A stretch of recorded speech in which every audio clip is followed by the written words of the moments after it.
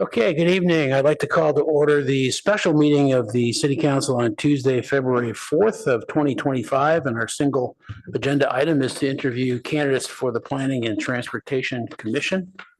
Do you have any preliminary comments, City Clerk? Just roll call. Oh, let's start with that for sure. Councilmember Rectal, Here. Councilmember Liu, Here. Councilmember Stone, Here. and we just received notification that Councilmember Lithcott Haynes is going to be running a little late. I didn't hear, I didn't hear that. Sorry. Councilmember Lithcott Haynes is going to be running a little late. Just a few minutes. And Councilmember Burt, Yes. Vice Mayor Vinker, here, and Mayor Lowing. Here. Okay, I understand we have one fewer candidate than we started with tonight. And you have the batting order that you're going to put up on screen?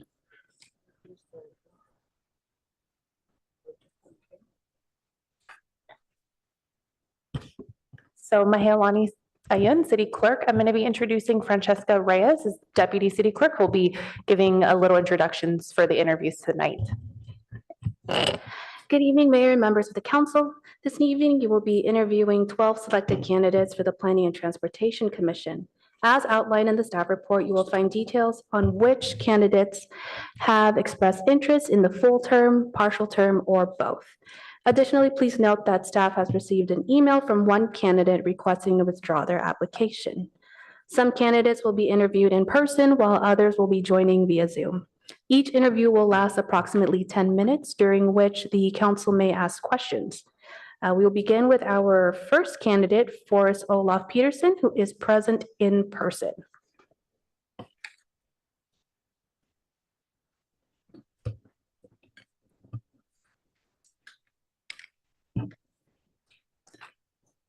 Thanks very much. And if you'd like to give an opening statement of a minute or so. Yes. And then, or so, it's up to you. Thank you. And then we'll interrogate you. And then if we have time left, you can give a little summary at the end. Thank you. I was afraid I had 10 minutes to talk and never be able to finish that one. Okay, so Honorable City Council and Mayor. The Planning and Transportation Commission allows me to support the Palo Alto City Council with public service. I split my time between research and tech industry employment. My PhD is from the Stanford Engineering in the School of Sustainability, where I was an unprecedented 4-time named fellow and supervised by a public policy medical doctor. I currently hold a Stanford staff research affiliation, mentoring doctoral students, which is where I spent most of my day today. And during COVID, I was a public servant with the County Division of Equity and Social Justice, which is a DEI office, which would have been in danger now. I've taught relevant courses, including planning, law, economy, and integrated technology, all part of the civil engineering curriculum. I've completed 2 postdocs, one in engineering, where I focused on artificial intelligence, and then one in education, where I focused on the workforce working with artificial intelligence, which was pretty interesting. I'm a reviewer for 3 academic journals, and I've authored 24 peer-reviewed publications where my research is scored in the top 20% of international civil engineering research with over 200 citations, which in my field, that's quite a few. I invite you to review my professional resume and public policy, including education, nonprofits, and infrastructure oversight, and with tech companies, and on public works, including a $500 million rail corridor in Reno, Nevada, and award-winning commercial buildings, as well as I helped found a $60 million tech startup a few years back. I've completed courses in environmental and labor public policy, which I then mentored undergraduate groups on addressing community impacts as part of the Stanford GUP a few years back. If you recall, the workshops and town halls and things like that with Stanford, we were pretty active. I hold memberships in the ASTM subcommittee on water use, as well as with planning, environmental, and trade associations. And one of the things that's key about myself is that I don't have a car. I'm a little bit different than a lot of the applicants, I think, because I have an apartment, I walk, I use public transit, I use the Caltrain.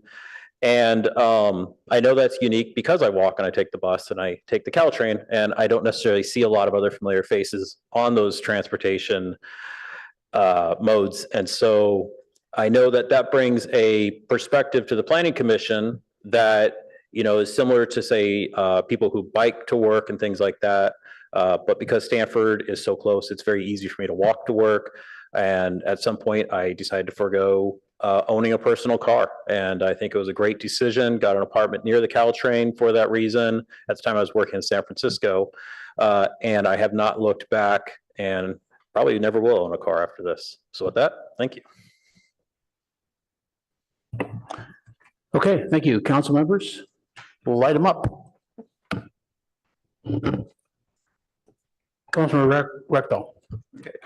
Yeah, thank you for applying. Thank you. Be careful what you ask for. So I noticed in your application, you said your third priority was a compromise between short-term livability and long-term sustainability regarding environmental and social activity, social objectives. Yes. Can you add more detail about that? Right. So I think this goes back to, I highlighted the environmental issue with the creek corridors through Palo Alto. That in the short term, there's residents here who live here who like their current life. They like their house, they like where their fence is, they like all those things. But we also have a long-term issue with climate that most likely the amount of rainfall could change, the corridors could flood, and those things can change. And the decisions we make now sets the tone for development going in the future, but it's at the cost of maybe disrupting the current for what we think is better in the future, but the future is uncertain. The president is the present. And I think that balance between, the rights of people living here right now for what we think is going to be assisting people in the future. That's why it's public policy. It'd be engineering if we had answers. And I think that's a discussion that there's no clear answers on. Okay, and so then what would you do if you had to make a decision then? Listen to the public. That's always the first one, because sometimes the future is farther away than it seems. And, in engineering, a lot of times we over-engineer for the present. And so listening to those who are going to be impacted is number one. And I think for me, the key is always to look for compromise and incremental compromise. We always say, don't let perfection stand in the way of decisions that prevent doing anything, prevent all action. So I think I would look at an incremental process that, a sequence of middle ground decisions is probably better than one good decision. Okay, thank you. Councilmember Lucas Haynes. Thank you, Mr. Mayor. Thank you, Mr. Peterson, for applying. We appreciate it. I'm so intrigued by your background in heavy construction, blue collar labor, and your background as a PhD in engineering. And also with the fact that you worked on the rail issues in Reno. I'm wondering if you could give us a sense as to how those dual vantage points, blue collar labor, PhD level academician, did inform your work in Reno and would inform your work on the PTC, given the rail issues that we face. Right, that's a great question. And thank you for giving me the opportunity to talk about my role as a concrete laborer out of high school. I spent 10 years in the trades shoveling concrete. I have built hundreds of lane miles of Highway 80, mostly through the Sierra Nevadas, where it's an 8-lane highway. So each mile of highway is 8 miles of lanes. And, you essentially build them back and forth. The perspective that it gives me is when I was in Reno, my predecessor thought that he was going to save the company money by really pissing off the Teamsters. And we had a lot of truck drivers who were really upset. And I solved it. And their question was, well, why aren't you like the other guy? The other guy did this, and the other guy went listen to that. Why are you so easy? And I said, well, because I spent 10 years in the trade and I understand what you're saying. And I'm not going to hold up an entire project over whether or not you ate a sandwich in your truck or you ate a sandwich on the side of the road, which is what it came down to. And I think as a joke to show me the increased productivity, they literally built me a mountain of dirt on the empty lot that before we couldn't even get a small pile of dirt on, and the difference of productivity that we obtained simply because I wasn't concerned about a half hour. So I think that understanding that the numbers you come up with a pencil, a sharp pencil, is different than the numbers you come up with just standing there and talking to people.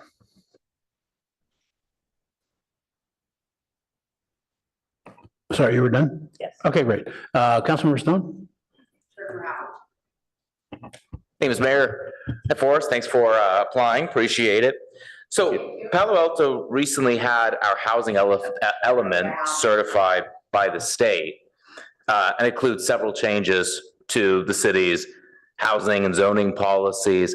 So any particular policies there that you particularly support or disagree with, and how you would change that? That's a great question. I reached out to Scott Wiener's camp to get more insight on how that legislation came about. What was the purpose of that legislation? And what I learned is they wanted to have a community benefit with affordable housing. So if we're going to build a large infrastructure, overcoming the decisions of the local council, that needed to make sure it didn't also do that at the impact of the community. You know, we don't want injured workers showing up at Stanford Hospital with severed arms that have no insurance, things like that. And so coming from that perspective of seeing that was some of the motivation, but the end goal is definitely to have the cities have control over their own construction, not to override them. So I think seeing it from that standpoint, that really it's just a setting a threshold to work from. And as Palo Alto, of course, we're working above that threshold anyways. So I don't think it's going to have an impact. I don't care, go away. You should have thought of that before you sucked my Were husband's you, dick. did you finish that question? Yes. I'm sorry, that answer? Yes. Okay. Yeah, sorry, we occasionally have these issues in chambers. Were you done, Councilmember Stone? Yep. Thanks for the answer and for navigating the distractions. Thank you. Councilmember Burt?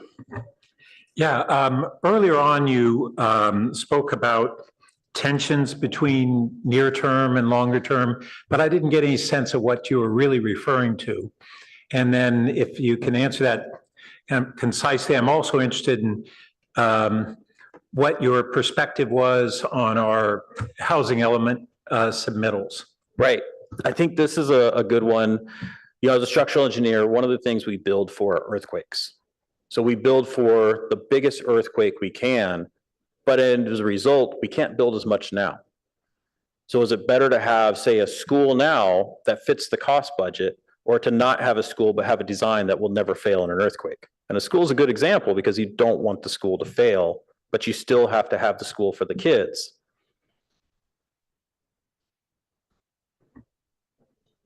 Okay. Good, we can don't- give him another, don't do we can give him another We 30 don't. seconds. I agree. So I'm trying to get an understanding of an example of what you mean for issues that would come before the Planning and Transportation Commission, of where you see those tensions. That's a good question. Okay, so let me get an example here that's within the purview. Going back to the creek then, with global climate change, like we know there's going to be, say, flooding at the end of San Francisco Creek without a change. But that's in the future at some point. So the decisions we make now, if we implement a new policy now, it affects the San Francisco Creek communities immediately to try to appease to a future that's going to happen, but isn't happening now. And so. So you're saying that we would not do planning in a way that would protect against that flooding? And I think that's what exactly we would do, but trying to implement that over time so that we don't have the full impact immediately, but the impact rolls in over time. Like what? With flooding. No, I'm not following what zoning or other action you might be referring to. I'm trying to get any concrete example. Oh, there's a current issue in front of the Planning and Transportation Commission to increase the setback from the creek to allow for a wider buffer for flooding. Actually, Assuming that's not for flooding. That's there's riparian riparian corridor. yes. Okay, thank you. I think lighting was another one. Yeah. Okay, thank you very much. Sorry for the distraction, but we added time so you would have your full time. Oh, thank you very much. I Okay. appreciate it.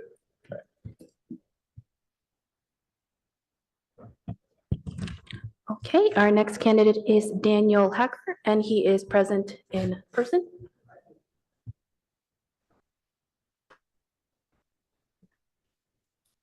Thank you to the city clerks. Thank you, council members. My name is Daniel Hecker. I am a resident of the College Terrace neighborhood and have lived in Palo Alto for a little more than 6 years. During that time, I've also lived with my family in Barron Park near Gunn and then near Bull Park. When we first moved to Palo Alto, we came here from Los Angeles. We immediately fell in love with the city and community. I quickly sought out ways to get involved through volunteering, to serve the community, and join my local synagogue board, having served as president for 3 years. During our time in Palo Alto, my family has utilized and benefited from the city's open spaces, the bike paths that connect the various communities within our city, and proximity to retail.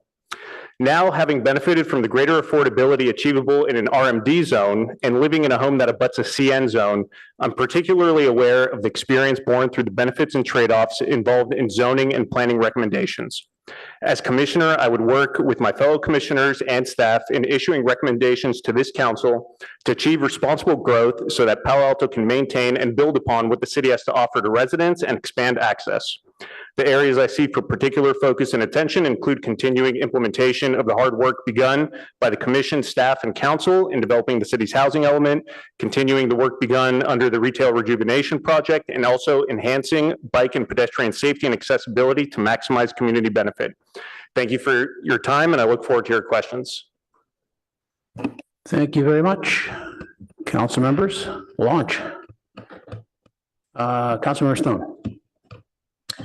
Thank you, and thank you for your interest in the PTC and applying. So I asked the same question. Palo Alto recently had our housing element certified by the state. It includes several changes to our housing policies.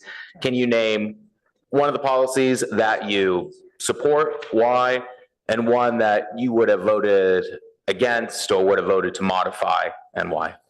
So very interesting question. So I've spent some time reviewing the policies and programs mandated under the housing element. Thematically, I suppose one thing that stands out to me, although not a specific policy, is the emphasis on developing housing and reaching the target of an additional 6,000 housing units over the next 7 or so years. Recognizing that this has necessitated the rezoning and upzoning of existing communities and the existing zoning code.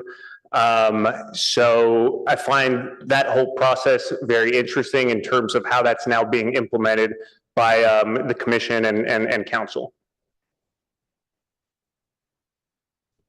Is there a particular policy that you find troubling or that you would modify? A specific policy under the housing element? Yeah. That's troubling. Or just a housing decision that council has made in the last year, maybe that you disagreed with and what you would have done differently or what you would have recommended as a commissioner? Sure. So I think the focus on mixed use is one area that I find very interesting.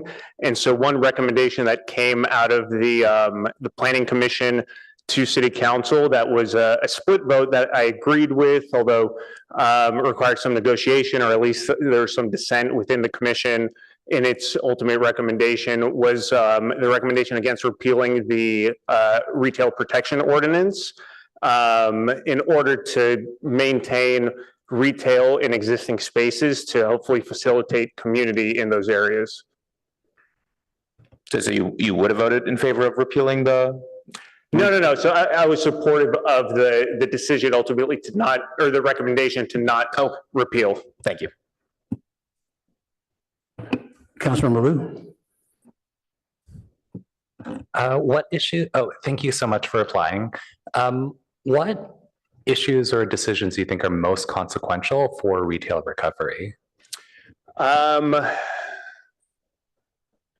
So the issues that are probably most consequential for retail recovery likely have to do with the timeline for approving changes to the code as it affects retail within the city of Palo Alto. I had another question. You mentioned safe transit for pedestrians, for cyclists. I'm curious, how do you think about trade-offs between vehicle traffic and pedestrians and cyclists? And yeah, how would you navigate decisions like removing parking or removing lanes to facilitate pedestrian or cyclists? Like how would you evaluate those kind of decisions? So I think that's a very challenging trade-off in decisions to be made between modifying the code in order to achieve parking between, excuse me, to have a glass of water. Does anyone have?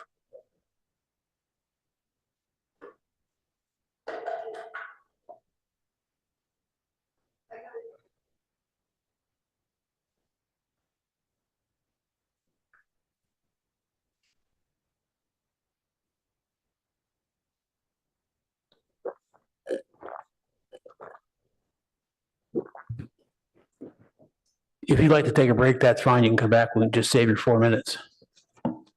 Thank you very much.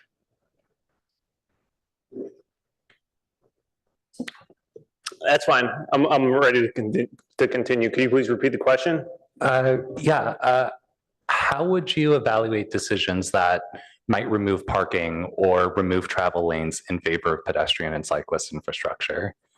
So the matters that I would look into in considering those types of proposals or possible changes would be looking at some of the work done by the consultant in producing the recent report on the bicycle.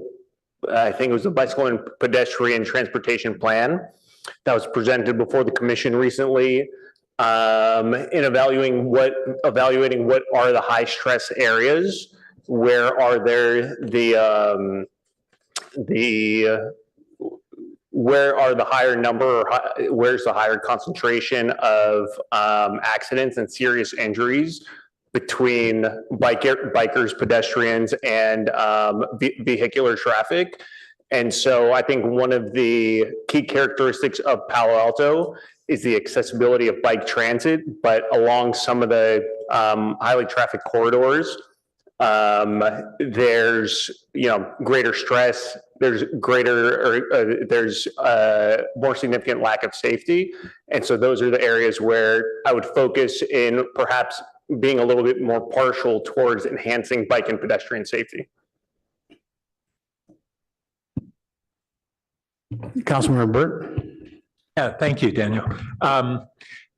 In your opening remarks, you spoke about where you now live in College Terrace and the intersection of different zoning types and how that had kind of shed light for you on certain maybe visions about what we ought to be doing in those areas. Can you expand on what at a conceptual level, what you're thinking would be favorable? Yeah, so there are a couple compromises with the I suppose the developer of the property that's adjacent to that area that houses the market and some businesses that serve the community. A couple of the negotiation points I'm aware of is that there's an open space agreed upon between the developer and I suppose the planning commission that modified the impact on adjacent or abutting residential homes to maximize the daylight plane. That was something that was very easy for me to take for granted before I learned of that compromise and that negotiation that went into developing the property in that way. And also another element of that, I suppose, development proposal and negotiation that I'm aware of is that initially the market was going to have a smaller space. And now, and through the negotiations, it's able to sustain a larger market. And I think that those types of compromises minimize or mitigate the impact on immediately adjacent residences and also help foster community by having local businesses and markets that serve residents in that area. And so I view that as a really nice model for that type of community. Feel free to use the last minute to summarize if you like. Sure. First of all, I'd like to say thank you, Councilmember Lithcott-Hames, for the water. helped me recompose myself. I appreciate it. So thank you, council, for your time today and for considering my application. I understand that the commission's work can be demanding and is critical to the city's development, particularly over the next few years as we implement the housing element. I hope to be a part of that process by serving on the commission to guide responsible growth, to meet the city's legal obligations under state law while taking into account the needs and interests of all stakeholders to enhance our community. Thank you very much. Thank you very much for applying and being with us this evening. Thank you. Okay, our next candidate is William Glazer, and I believe he is in person.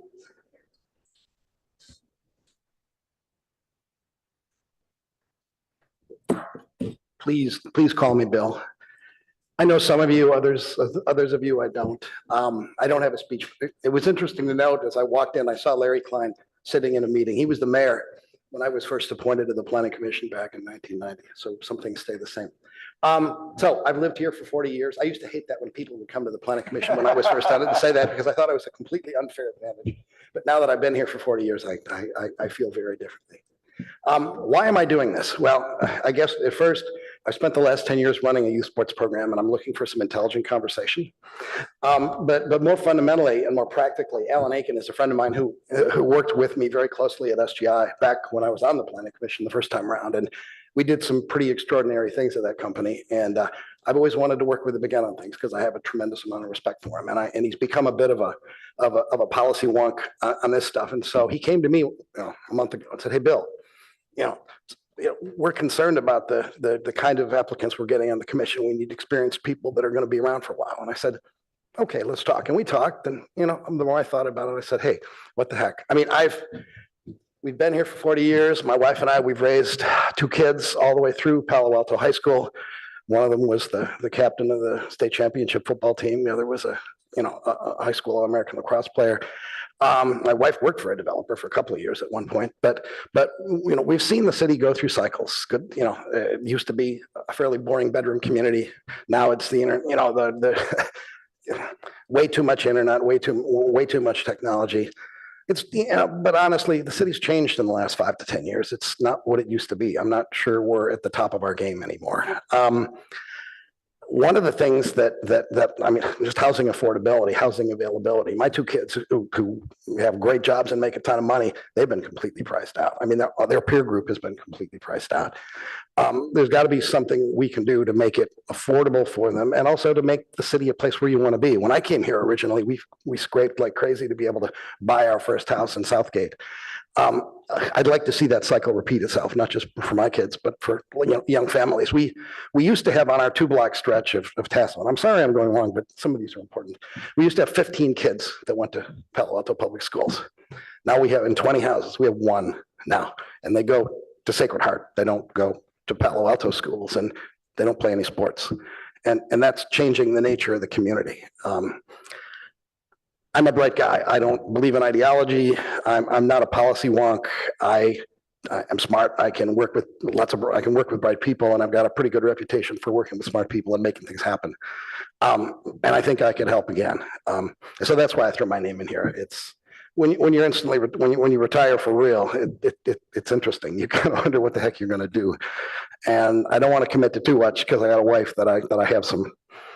I think I got some time that I owe her, but I think I know that I could do a much better job this time around than last time around. And I think the city needs it. I think we need people with experience, not people that are looking to jump to something else to do after 2 years or 3 years. I think, when I was on the Planning Commission, with great people like, Joe Huber and Pam Marsh and Tony Carrasco, those were, I didn't know that any of them had an ideology. We were just listening to each other, and we learned a lot from each other, and we made smart decisions.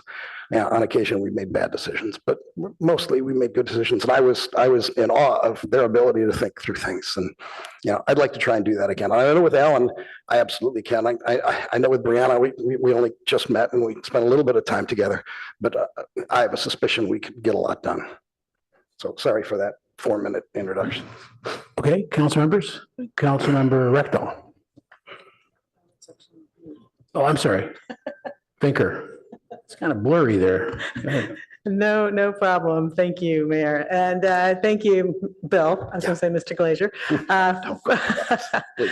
For your service before in the Sure. 1990s, and now 30 years later, you know what you're in for and you're back. So that's commendable. Yeah, Although, I know what I'm in for. to your point, we go through cycles and things are a bit different now. I was very intrigued in your application response, which you reiterated tonight about creating opportunities for our kids to live here. I have two daughters in their 20s who doing quite well professionally, but don't think they can ever move back here.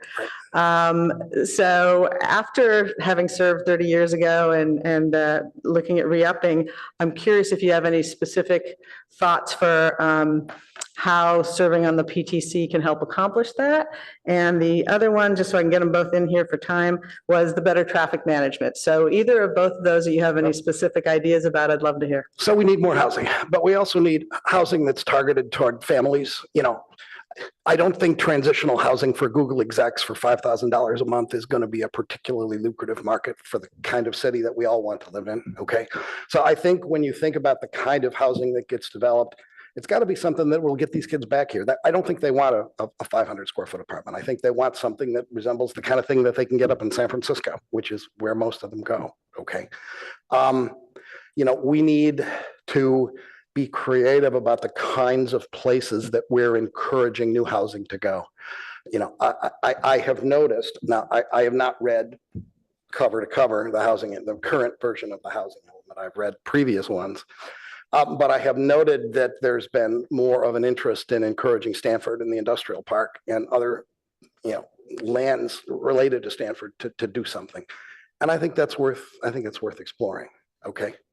Now on the transportation side, yeah, it's a mess. I mean, I'm tired of the traffic. I'm glad I haven't had to commute for a while, but it's kind of a, you know, there are things that I think need to be addressed. And frankly, maybe this is a situation where, I mean, just look at the underpasses, look at the train crossings. That frankly is probably something that you guys should have pushed more heavily to the planning commission sooner and taken it off your plate and let the planning commission really work on it, because it is something that requires a lot of work. And I can tell you all the places in town where traffic is bad. It's not a surprise to anybody. And it's something that we can do something about if we're thoughtful about it, if we work hard about it, and if we have people who are, you know, who work well together. That's the key thing. Sure. I think it was Councilmember Rectal. So this is your second stint on PTC. How have your views on development and just the vision of Palo Alto changed in those 30 years? I think I was considered a fairly pro-growth member early in the, 30 years ago. But I mean, well, so first off, I don't think I have an ideology. I don't think I have any views. I think what I have is a sense that we need more housing. I think I have a sense that there are lots of parcels that are not particularly well utilized right now and that could be utilized for housing. And I think we can get proposals for those sites that are both good and bad. I'm smart enough and I've worked with enough developers to know that their interest is the people that look out for the city are the people that sit on the council and sit in this room. I would like us to, I don't know if 6,000 is the right number. It seems to be a magic number. Somebody wrote a spreadsheet somewhere that said that's the right number. I'd like to see more housing. I would not like to see housing that's targeted. Frankly, the two houses that are for rent that rent on our street are just transitional housing for Google execs. If you go down to the Dean on San Antonio and Mountain View, that's frankly a lot more transitional Google execs than it is real people. Okay. I'd like there to be housing that will be used by people that become families and become a part of this community. Okay. That's what's missing to me right now. It's not that we need extra houses for rent for 6 months or a year, but we need real full long-term commitment families. Okay, thank you. Sure. Councilmember Liu. Thank you, Bill. You mentioned in your application that you were seemingly not supportive of the project at 70 Encina along Town and Country, which seems like a surface parking lot creative place to find, to build some family housing. So can you elaborate on that? I very much am supporting, but I guess I come at it from a different angle. I don't think the issue is 10 condos in that spot. Okay. I think the issue is that the town and country is wildly underparked and it's a mess most of the time. Okay, even when I try to go in and park at 9:45 on Sunday, it's a mess. So what's really needed back to, I mean, and Encina, except for the cardiology building at Stanford, it's kind of crap. I mean, it's not very, it could be redeveloped. I think you could probably fit more houses in there. I think in a perfect world, what I'd do is I'd sit down and convince the folks that run town and country to work with this new developer to do more houses on a larger plot of land, but build a above ground or even below ground garage so that you can, you know, right now they use that for valet parking on Mondays through Fridays. And I'm not sure that's a great, I mean, if it were just give me the 10 units or not, I'd absolutely say, yes, go ahead and do that. But I think, you know, it's when you have space like that, that's so immediately adjacent to something that's obviously a huge parking problem, I think there's a better opportunity to do that. And if in a perfect world, I mean, I understand that it's not my decision and I don't own the property. Okay, well, let's get one more question. Councilmember Stone. Okay, Councilmember Burt. So Bill, you were talking about the tensions between multifamily housing and traffic and parking at town and country. I noticed that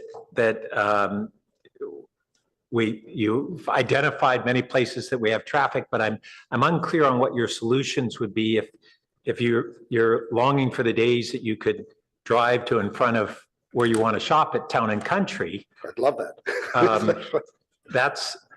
And you live in Southgate. I'd love for us to solve the problem of Churchill across the train station. Okay, that's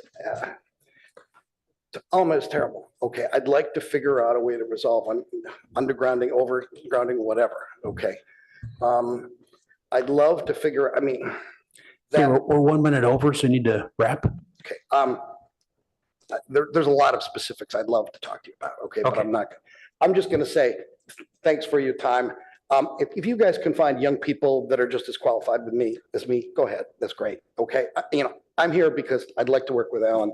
I care a lot about this place, and I've been here for a long time, and I'm pretty convinced I could do a really good job and help out with my experience base. But if you guys find young people, that's great. Go for it. Okay, thank you. Thank you. Who's up? Our next candidate is Arthur Keller.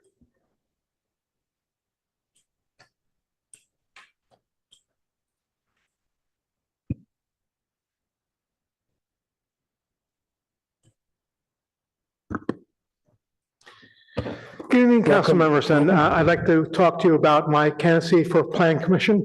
I was a member of Plan Commission from 2006 and 2000 with the double aughts to next decade. I was not reappointed because then it was not clear there was a policy, but the policy after I was not reappointed that you can only have 2 terms. Now it's written in the law. I would like to be on a plan commission again because I feel that I can contribute to the plan commission. There are lots of policies in terms of building housing that I support. In terms of, for example, I wrote the policies in terms of building the housing element. I wrote parts of it, large parts of it. I had a hand in creating the current documents for the zoning documents, and also the overall comprehensive plan update. Okay, thank you. Council members with questions? Councilmember Stone. Thank you, Mr. Mayor. Hi, Arthur. Thanks for reapplying and being interested in coming back to the PTC.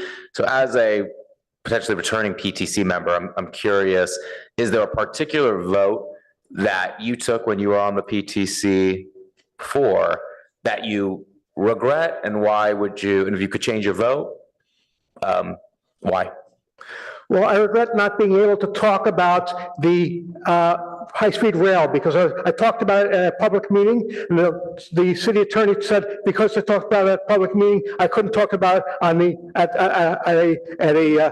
when it came before the planning commission. I think that was a big mistake that I didn't know beforehand that I could not talk about it one if I talked about the other, so I couldn't talk about it all.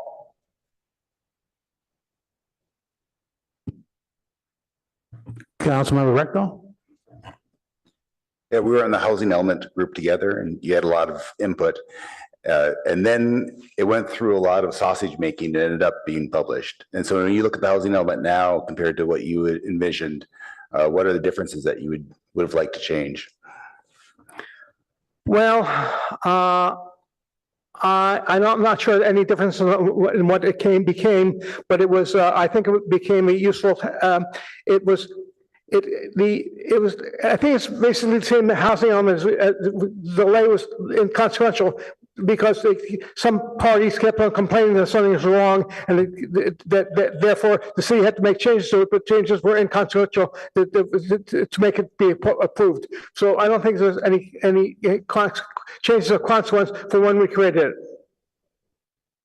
it. If the city had to add more housing, where would you want to add that? Well, we decided to add a lot of housing in South Palo Alto along San Antonio Road and along West Bay Shore, which I think it did. A lot of that housing I proposed to be there. Also, we proposed building housing along El Camino and along University Avenue. I also think that we should build housing in the Stanford Research Park, because we couldn't build it there because we couldn't zone for it in the next 8 years. But now is a good opportunity to prepare for housing in the future along the Stanford Research Park. Okay, thank you. Councilmember Vinker? Yes, thank you, Mr. Kelly, for reapplying, wanting to re-up. In your application, one of the goals that you mentioned, if you were to serve, was to help raise the profile of PTC to get the requisite public input for the meeting. So tell me more about your thoughts on why and how you would do that. Well, first of all, there was just mentioned the other day, because they were meeting on a subject that's interesting to me about the creek rules around building around creeks.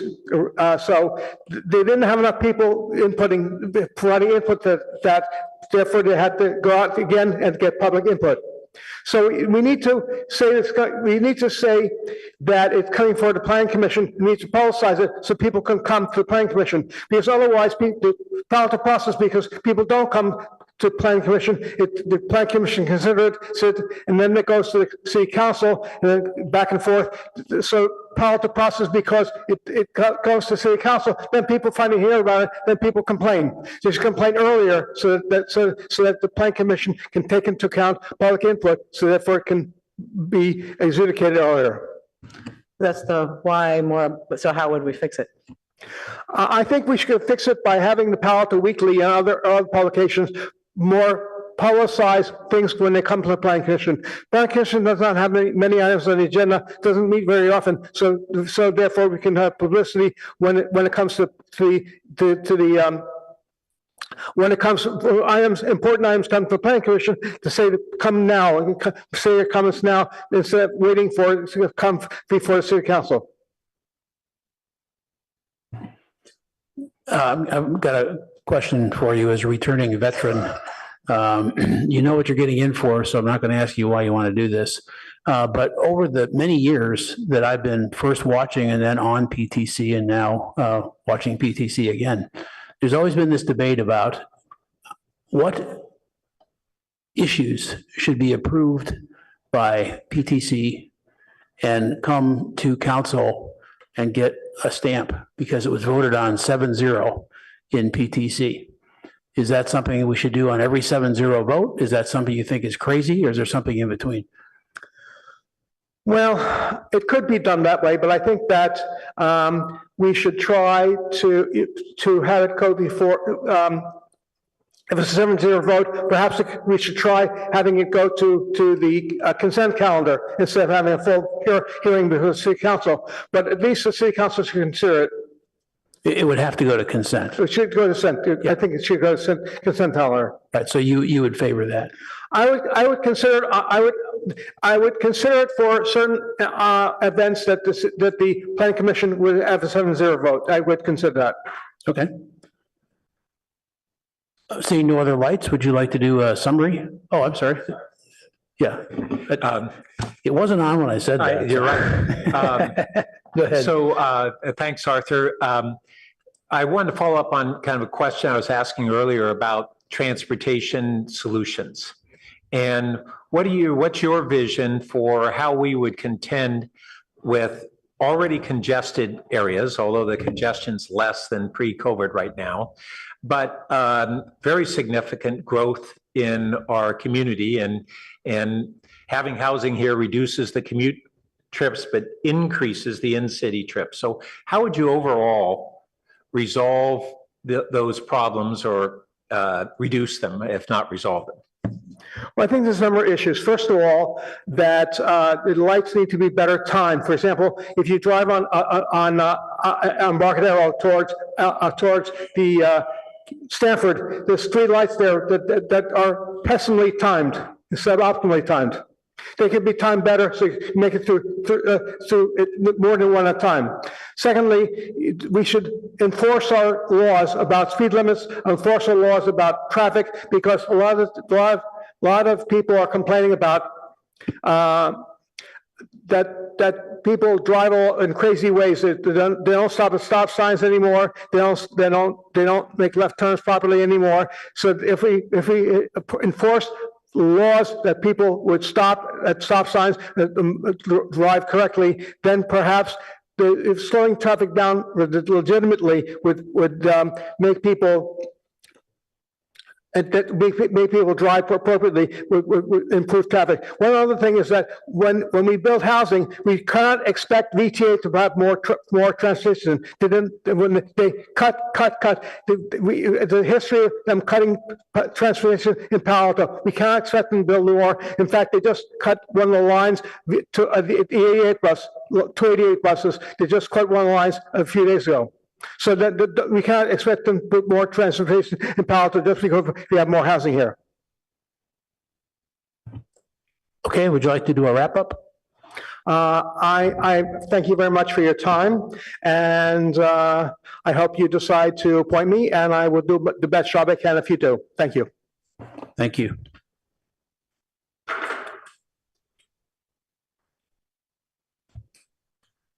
Okay, our next candidate is Kevin G., who is present via Zoom.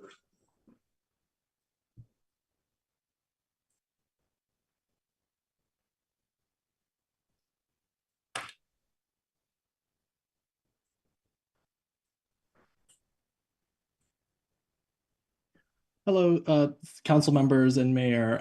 I want to apologize for being out of town on a pre-scheduled business trip. Yes, but I'm here online. Can you hear me? Yes, very well. Cool. Thank you, council members and mayor, for the opportunity to apply for the Planning and Transportation Commission. My name is Kevin, and I've been a lifelong resident of Palo Alto, having attended Fairmeadow, Gunn, Stanford, still live here.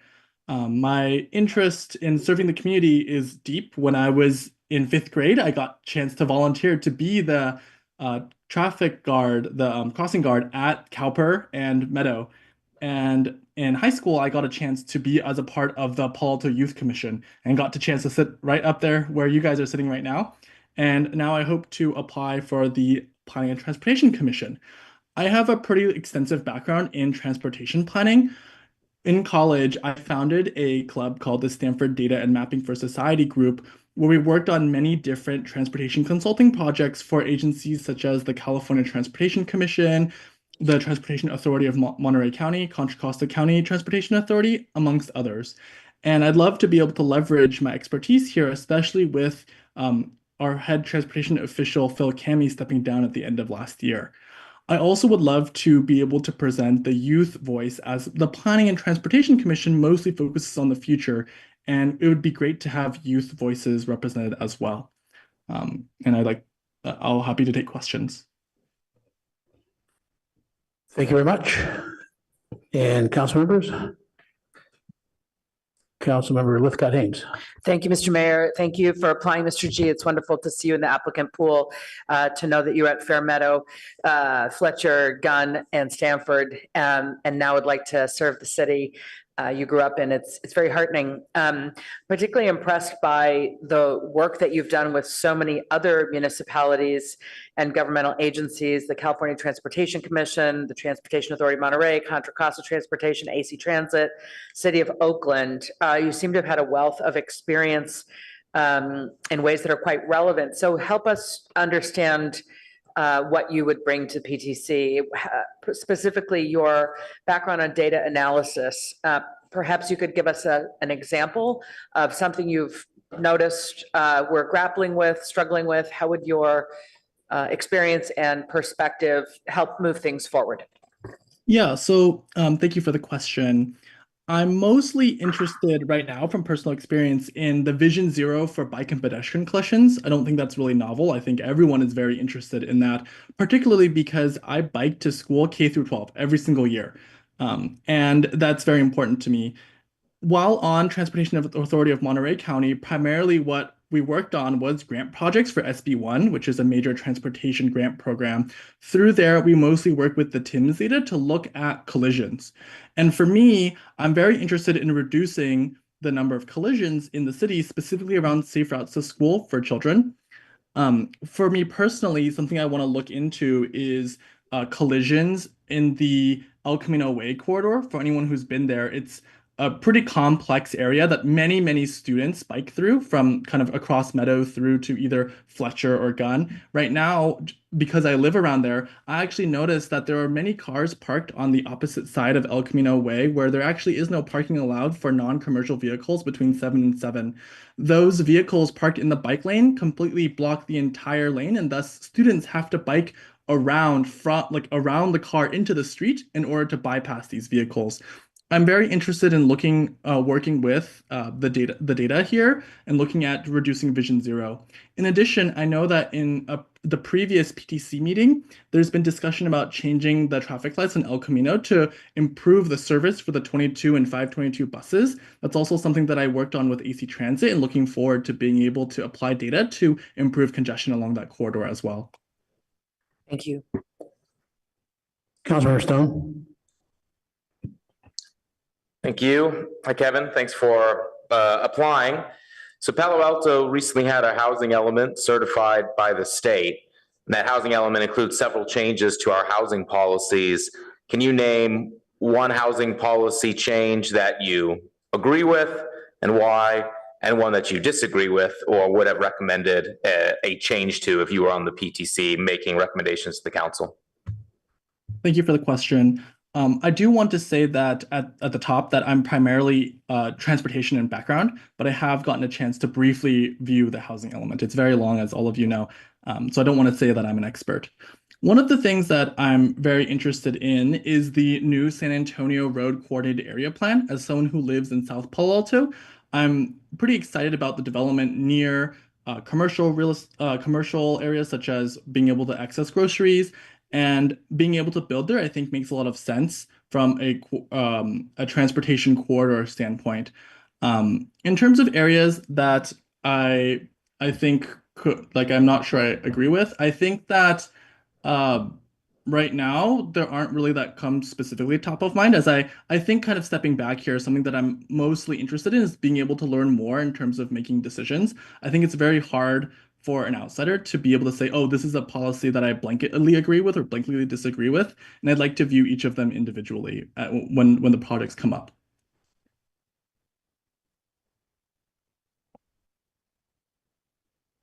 Councilmember Byrd.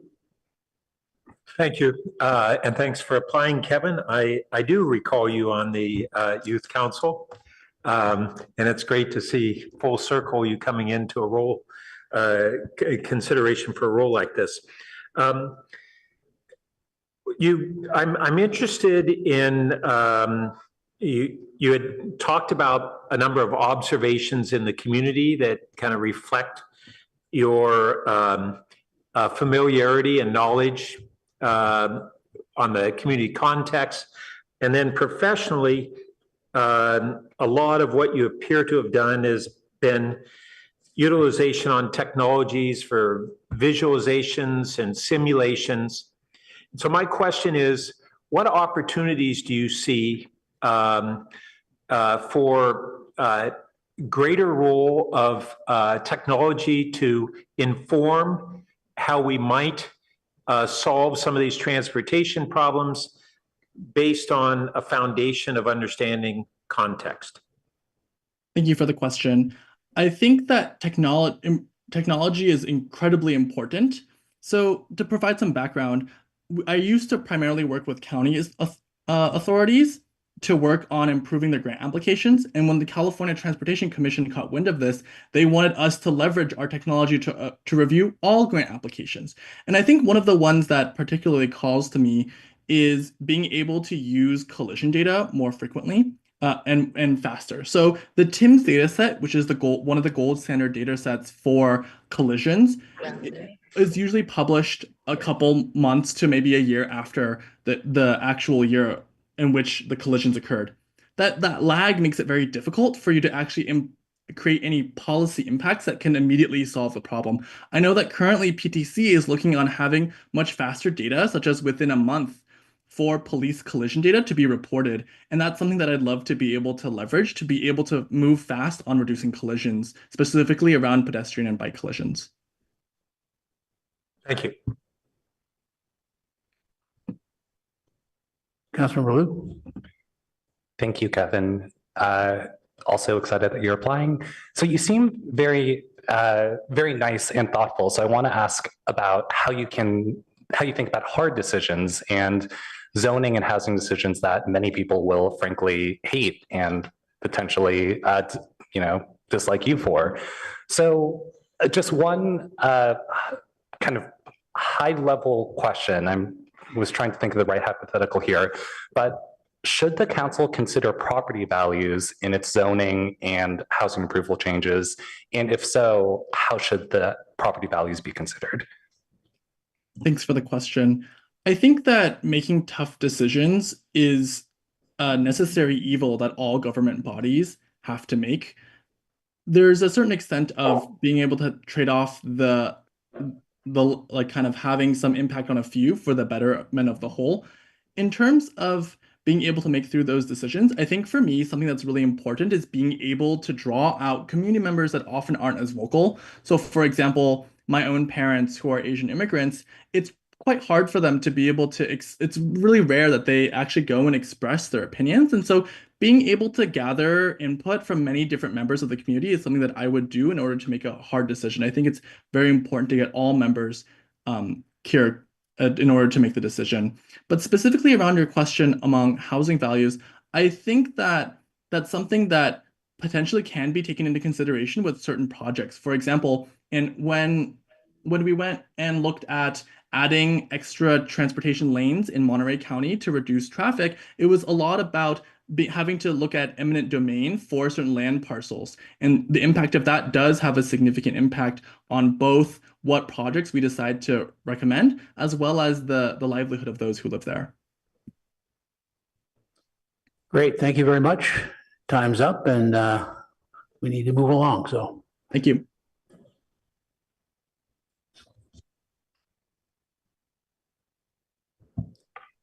The next candidate is Terrence Holzmer, and I believe he is online. Let me double check. In chambers. He's in person.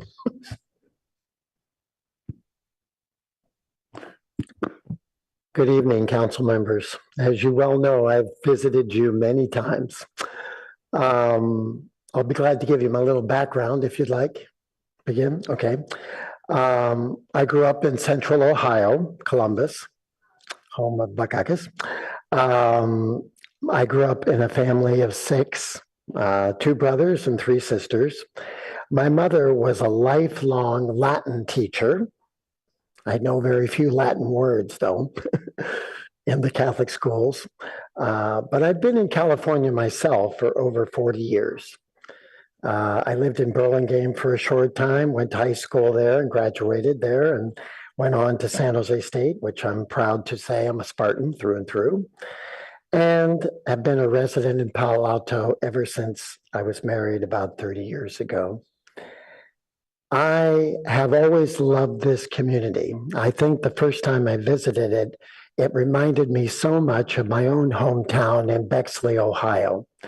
Anybody who's ever been in Central Ohio knows of the values that that community offers. I have a deep respect and longing for many of the ideals that they represent, especially those of kindness, respect of others, and the broad respect that that a community like that has for coming together and working together. I've also, just briefly, I've been a teacher, of course, in California since 20 years ago when I got my teaching credential, and I've been a substitute teacher in the Palo Alto Unified School District for the last 20 years. So, anything else? Thank you very much. Yes, you're a familiar voice. Lights from council members? Councilmember Rectal. Thank you for applying. We were on NVCAP together. We studied North Ventura, and now with the proposed development down in San Antonio, there's a lot of interest in having an area plan down there. And so based on your NVCAP experience, how would you change the area plan process for San Antonio? Well, I think the NVCAP was a very educational, very great process in many respects, because I did learn a lot. I think some of the things that came out of that was extremely good, especially the 1 acre of land that will now be developed for affordable housing in the NVCAP area. I think that's extremely valuable. However, there's also a little bit of angst about some of the process that happened at NVCAP. I think that some of the things that were finally decided had nothing to do with the working group. And I think if you're going to develop another working group in the San Antonio area, you have to make sure that residents, and I'm going to say this again, residents are involved right up to the final step. And it's important because residents want to feel like they have a say in what goes on in their area. And neighborhoods, which is my big issue, is very important to me. And if you don't choose me as a candidate, I hope you will pick somebody who loves the neighborhoods here in Palo Alto. There are at least 35, maybe more neighborhoods in their area, and they all have value, all of them. And they all have people that care about their area. And I hope that you'll consider including them in the thinking and decision-making process. So, okay. Thank you. Sure. Councilmember Stone. Thank you. Hi, Terry. Thanks for applying. So Palo Alto recently had our housing element certified by the state. Lots of different housing policy changes. Can you name a housing policy that you support that the city has or will be implementing, and a policy that you disagree with or would have recommended a change if you were on the PTC? Well, I'm going to add on to what the previous speaker said. I mean, the San Antonio plan, I think, is an excellent plan. But I will mention that infrastructure is more important. Well, I should say is the first step in any of this development. You've got to have the proper parks. You've got to have the proper sewer lines. You have to have the proper traffic controls. All of these things have to be in place, I believe, first before you can consider building large housing developments. I mean, people want housing, yes, they do, but they also want to have parks. They also want to have all the conveniences of groceries, shopping close by within walking distance. They also want their water lines and sewer lines to work properly. So when you start thinking about large large residential areas for development, you have to consider, I believe, the infrastructure that goes with it. So. I want to ask a question. Actually, it's a half a question because Councilmember Rectal asked the first half, which was around something that I think it's fair to say you didn't think quite worked. That was going to be my first half, which is what didn't quite work that you worked on. But what is something that you worked on that you found pretty doggone successful and you feel like it was good progress from a citizen's perspective? I think the team of people that we had from Ventura and even the city staff people, I thought we worked pretty well together. Yes, there was some disagreements and we had to make compromises, but I think overall the process worked as it was supposed to. I think where it broke down, and I'm being direct here, is that another process was going on at the same time as our group was going on. And that other process didn't involve us at all in any way. And so it's a shame that we weren't included in that other process, but it didn't happen that way. So that was the disappointing part. Okay, Councilmember Baker. Thank you, and thank you for applying, Terry. Sure. You know, you're playing to the crowd here with the Midwestern nice thing, because I think there's 4 of us that claim that too. In any event, sort of picking up on that and looking at one of the goals you articulated in your application that you would have on the PTC was increased community outreach and discussion. And you referenced the town halls specifically, saying that it's a good start, but too slow in being organized. And said that, you know, should be a dedicated city team that goes into the neighborhoods and asks them what their issues are and working with things like PAN. And so I want to understand a little more about that, because we, in the last couple of years, rotated through all 8 neighborhoods and we polled before we went there to see who we should bring. Is it the police chief? What do they want to talk about? So I think we tried, but clearly in your view didn't get to the goal. So could you talk about what specifically would be helpful?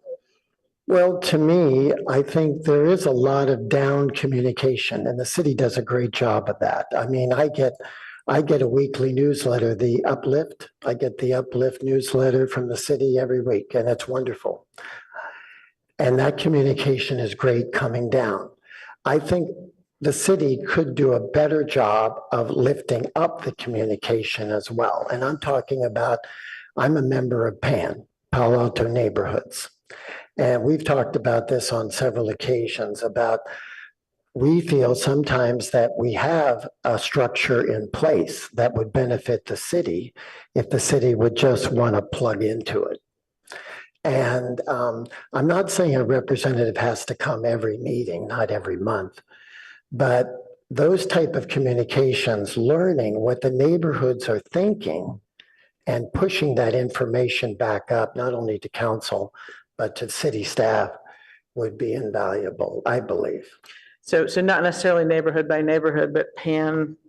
Well, I'm just using PAN as an example, but I do know these people pretty well. And I know that their sense is sometimes, yes, communication is coming down, but I see. The messages aren't going up very well. Okay, So. I see. Thank you. Okay, would you like to give a little summary in the last 30 seconds? Yeah, very, very briefly. I just think going back to neighborhoods, one of the things I read in the comp plan many years ago, which I want to mention, is policy L-1, is it .2 or .1? It says in there to preserve and enhance the quality of life in Palo Alto neighborhoods. One of the main reasons I came to live in Palo Alto was the neighborhoods. And I think it adds a real value to our city. And I encourage you to keep the neighborhoods in mind as you make your decisions. Thank you. Thank you. Our next candidate is Salim Parak.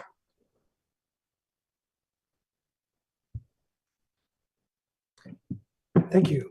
Good evening, council members. My name is Salim Parak. I've been a resident here in Palo Alto since 2011.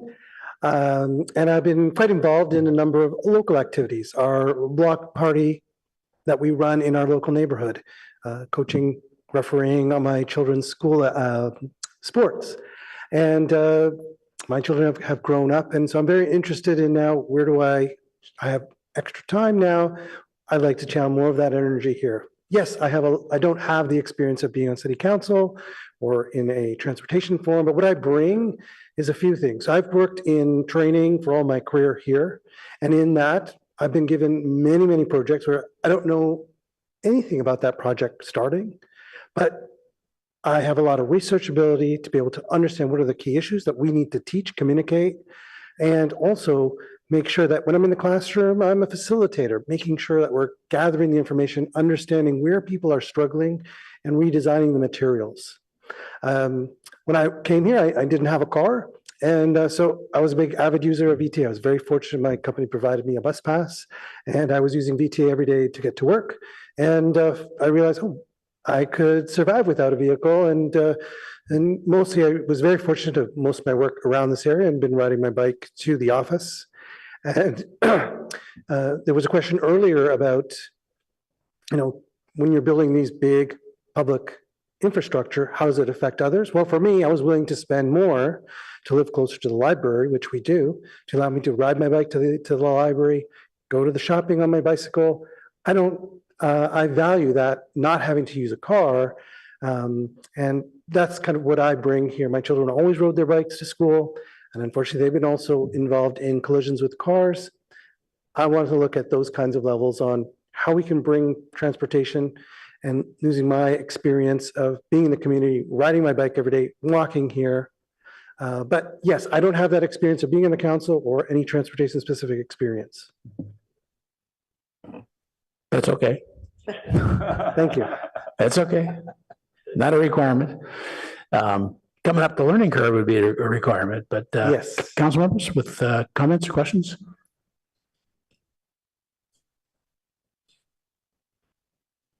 Councilmember Burt.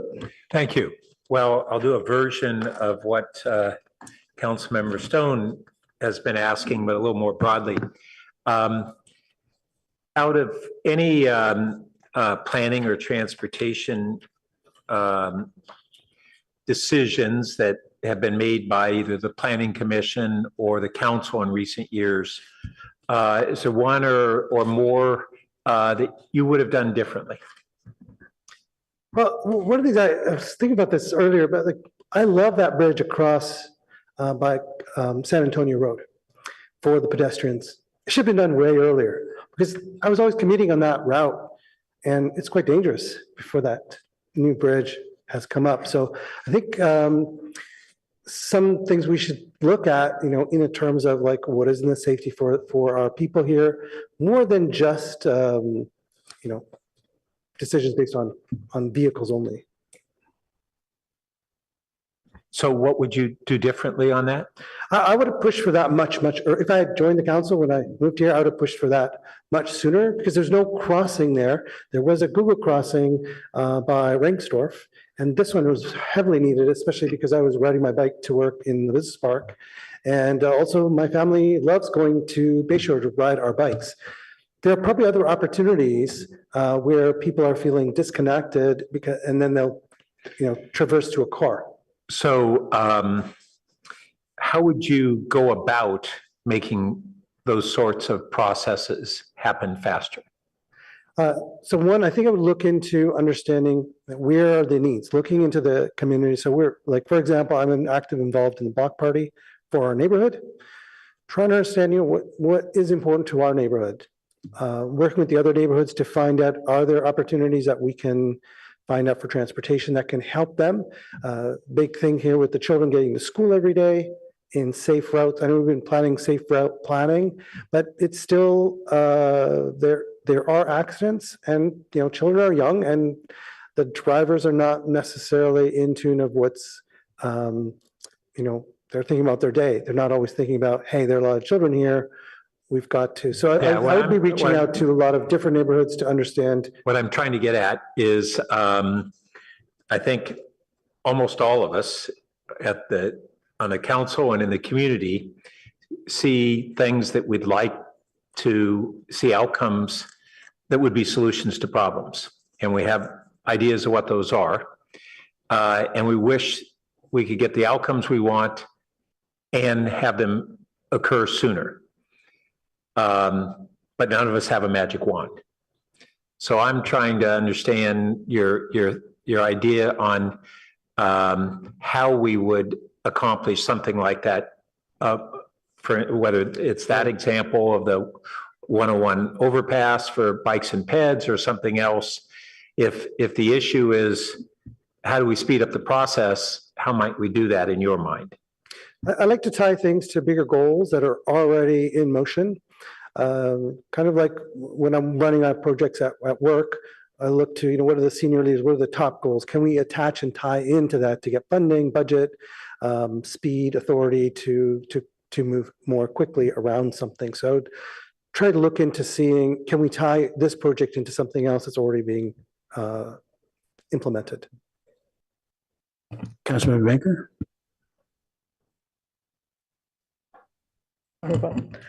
Thank you, and thank you so much for applying. I think it all kind of boils down to how do you hope to better our city by serving on the PTC? And I've heard a lot, especially when I read that you are the bike guy, and we've heard a lot about the transportation side. And I know that's your greater area of experience, but do you have ideas on the housing side and the planning side? Because that's such a big chunk of the work. Yeah, I think that's a place I definitely will be learning from. And I do like the California policy with the ADUs to make it simplified, more streamlined. But yes, it does affect the transportation on, where do all the cars park? Does somebody really need a car? Are there other options? So in those areas, I'll be looking to see is, can we research things and provide solutions to think about the transportation in addition to we're building housing in a particular area or a building, an office space, converting something, and also taking a look at, I'm very close to San Antonio.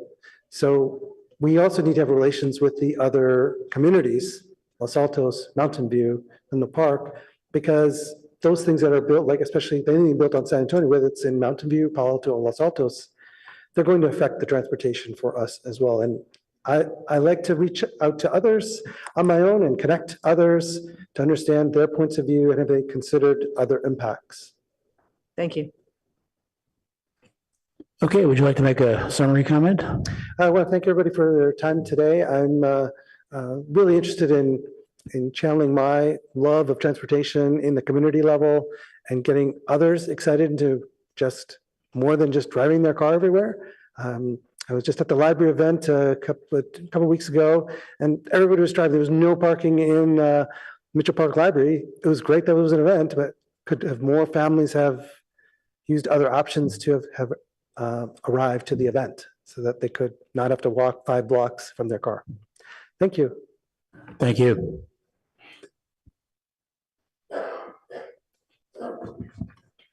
Okay, our next candidate is Thomas Kellerman.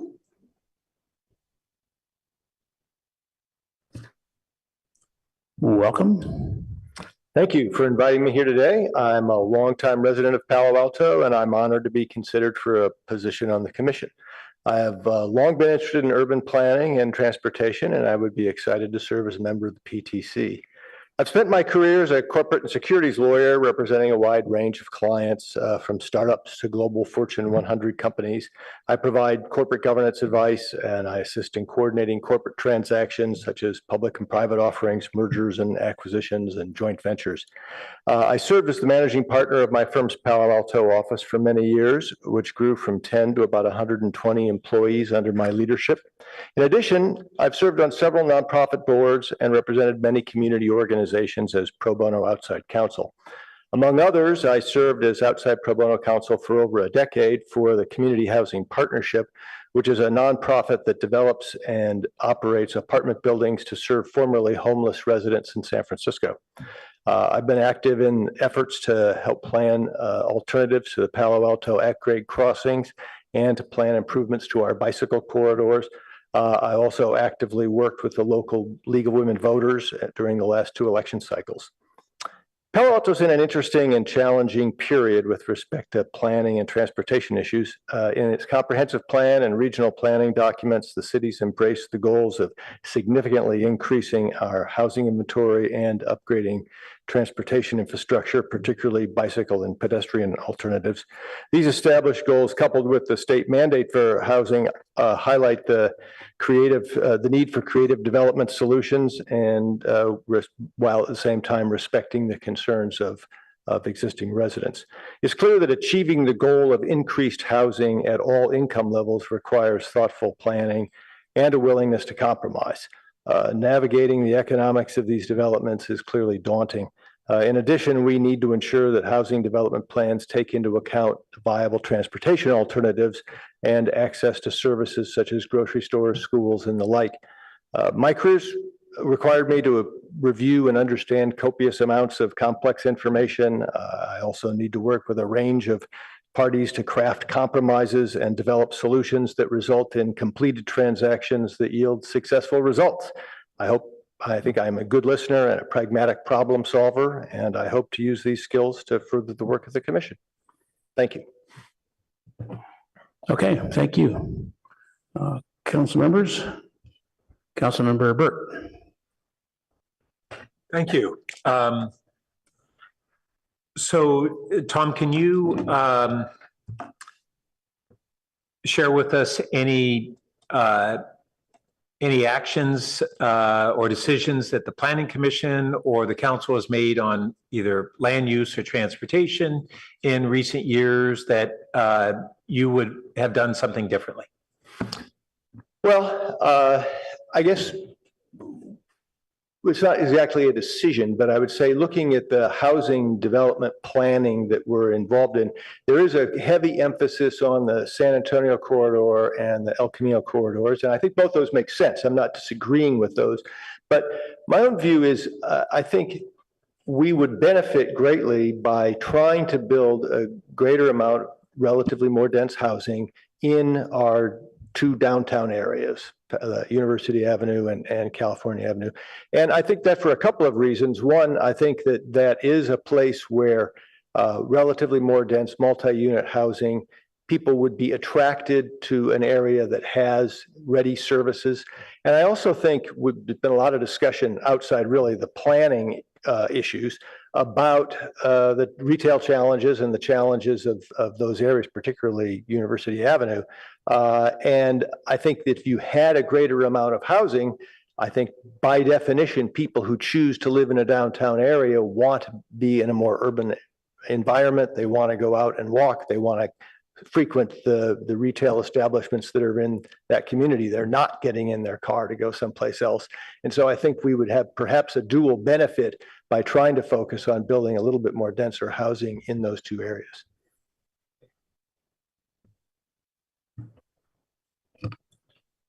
Councilmember Lithcott-Ames. Thank you, Mr. Mayor, and thank you, Mr. Kelman, for applying. We appreciate it. I'm struck by the aspects of your background which indicate you are interested in serving those who are particularly marginalized, from your work in the Community Housing Partnership, the Rika Center, the NGO supporting refugees. It's clearly an important facet of who you are. I'm wondering how that value set that propelled you toward those opportunities would inform your work as a commissioner on the PTC. When you think about our housing, our built environment more broadly, the big decisions, the tough compromises that have to be made, how will considerations of equity inform your work on the PTC? It's a good question. I do believe that we need to make the effort to build a greater amount of affordable housing. And I know people are making a big effort, so I'm not suggesting that that's not something that people are focused on. But, and I also recognize there's a lot of challenges, particularly from an economic perspective, of trying to figure out how can you finance these and get people to develop we don't have an endless pot of money from the city to contribute to make those things happen. But they are happening. And I think I'm seeing some really encouraging signs of some of the things that are being built.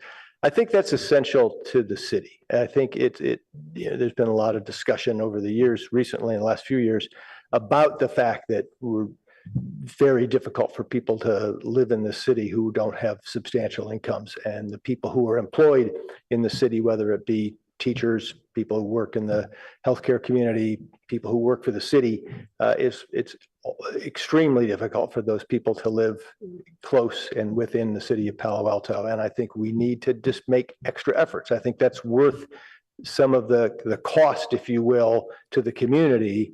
And whether it's foregoing development fees, impact fees, that kind of thing, that's a cost. But I think those are worthwhile costs because I think it's something that has to be done. Could I just ask a brief follow-up? Thank you for that. You referenced financing for affordable housing. Obviously, it's a complex stack, so to speak, when assembling the funds for an 100% affordable project. Do you have any experience with that coming out of the community housing project, perhaps in San Francisco, or your background as a corporate lawyer? Well, I have, as my background as a corporate lawyer, I have a lot of experience in terms of understanding financing arrangements, not specifically for affordable housing, but certainly understanding the intricacies of putting in place a financing arrangement, the rights and obligations that go with that, and the needs in terms of repayment of debt, et cetera. With respect to I'll just use, there's a recent development that was just recommended by the Planning Commission on El Camino, just south of Page Mill. And that's 100% affordable housing. It was a complete waiver of impact fees. And there was a split opinion on the commission with respect to that development, mainly related to whether it was worthwhile in terms of waiving the impact fees. I was struck by the comments from the public, which was universally in favor and coming principally from the education teacher community. And so it really showed to me the relative importance of that, and everything's a balancing test, everything's a trade-off, that life is full of compromises. But in my own view, that's a compromise that was worth making. Yes, it costs the city some money, but I think it's sufficiently important. So thank you. Vice Mayor Baker. Thank you. And thank you, Mr. Kellerman, for applying a similar big law background, so I can appreciate the complexities and the experience that brings. My question is, I noted you mentioned you're on the board of the outreach committee at First Congregational Church. And so I expect a couple of years ago, you may have been involved somewhat in the safe parking program. Yes. Yeah. And I live near there, so I remember it specifically myself. Is there anything you learned from that program that in many ways combines the issues around housing in our community and parking and transport, all of that, that would help you in your work on the PTC? Well, I think I thought it was a creative solution, and it's not a total solution by any means, but I think it was a creative approach to at least trying to address an immediate problem. And I don't think it's a long-term solution. I think some of the other developments, particularly down by the playing field, et cetera, are interesting longer-term solutions. I think it also showed, on the one hand, the need to take into account the views of the community. There were certainly a lot of strongly held views of the residents, but also the willingness to say, we've decided this is going to work, because in fact it worked. And in fact, the residents have had nothing to complain about. It's actually quieter than most streets. And so as it turns out, some of the concerns were actually able to be addressed. So I think you need to sometimes just say, we're going to go give it a try. We're going to do it. Well, thank you for your answer, and thank you for doing that a couple of years ago. Thank you. Thanks. Time's up, so we're going to move that. I was just trying to say time's up, but it was. Okay, next. Our next candidate is Henrik Morkner.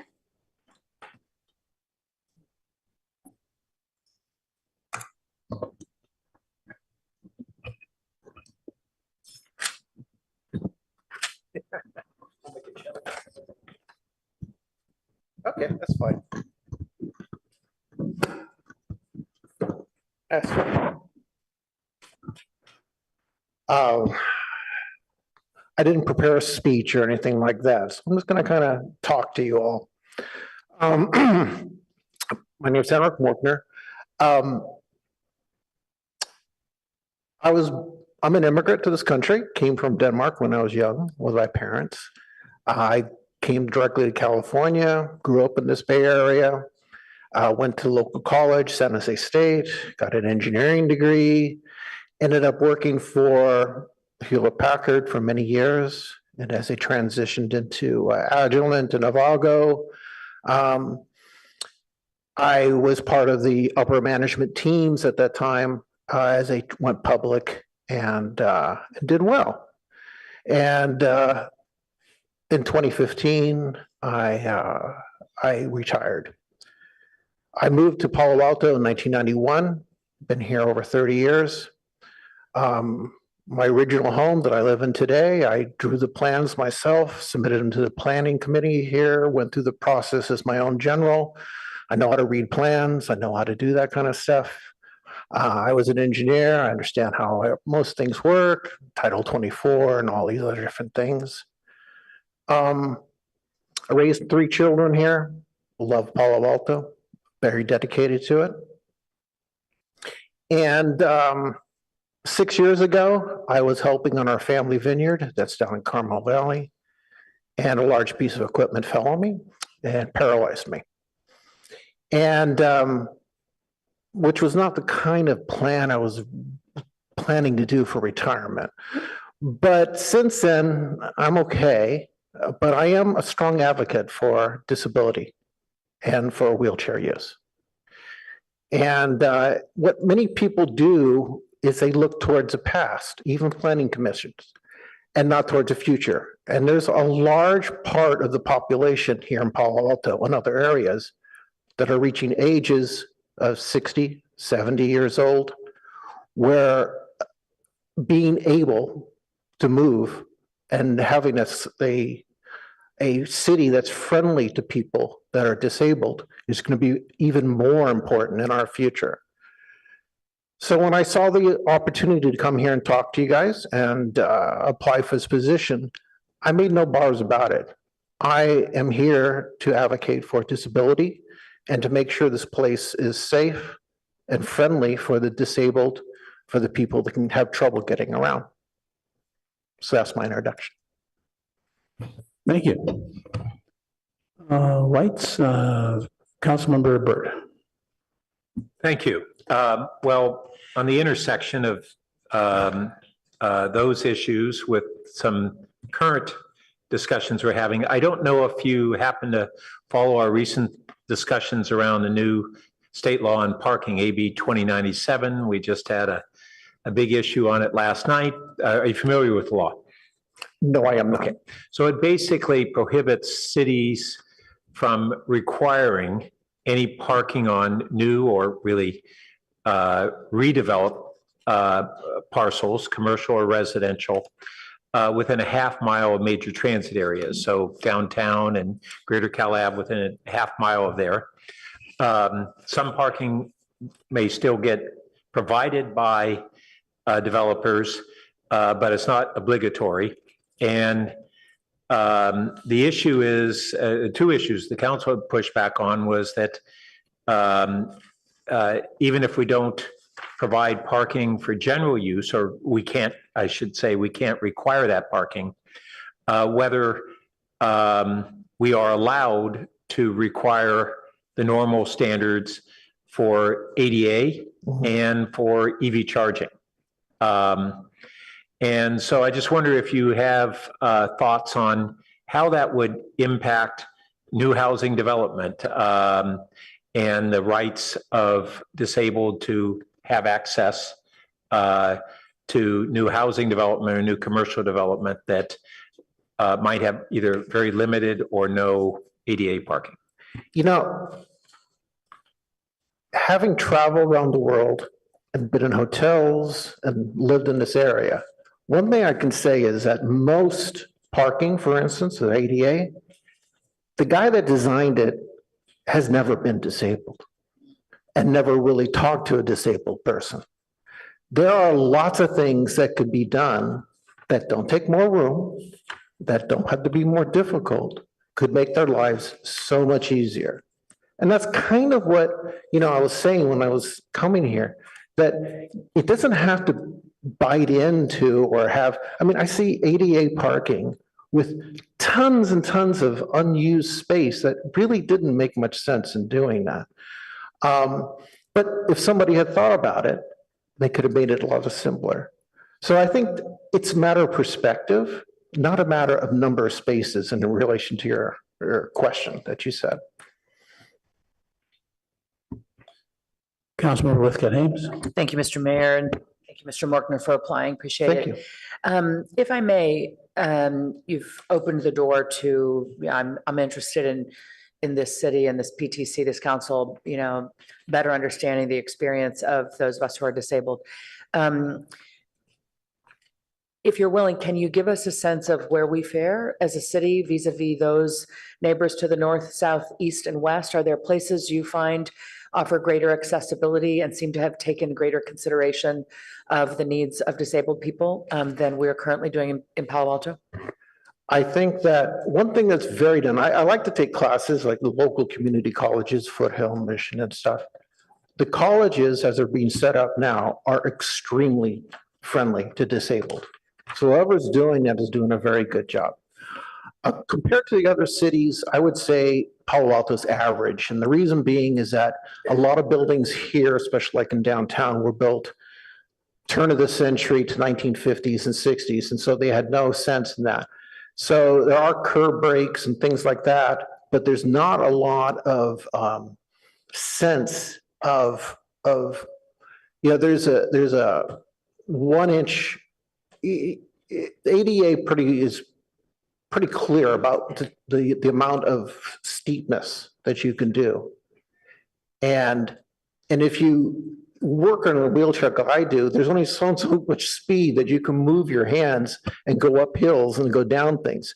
So there are certain places, like for instance, a crossing down by the high school and stuff, where it's too steep and it's extremely difficult to get up, but it's a tunnel that goes underneath.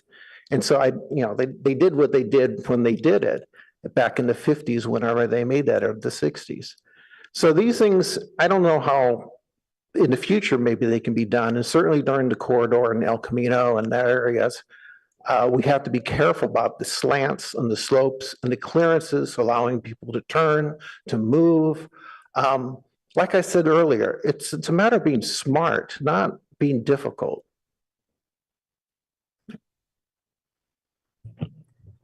Others?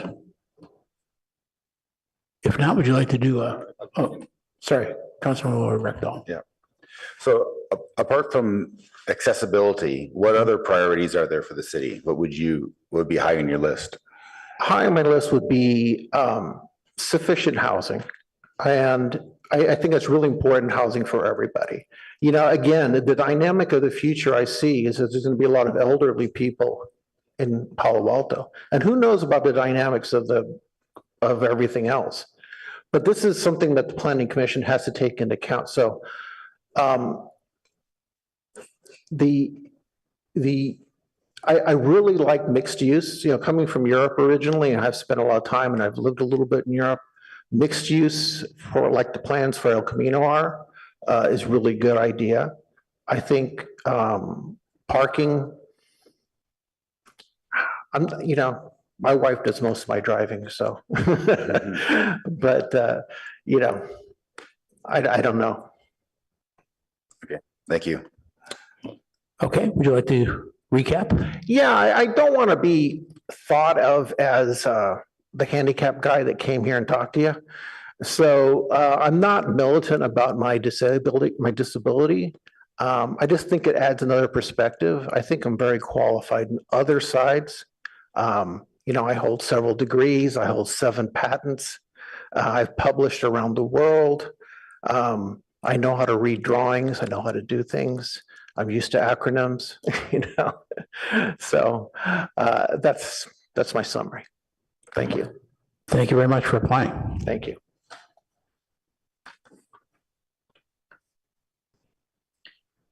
Our next candidate is Todd James.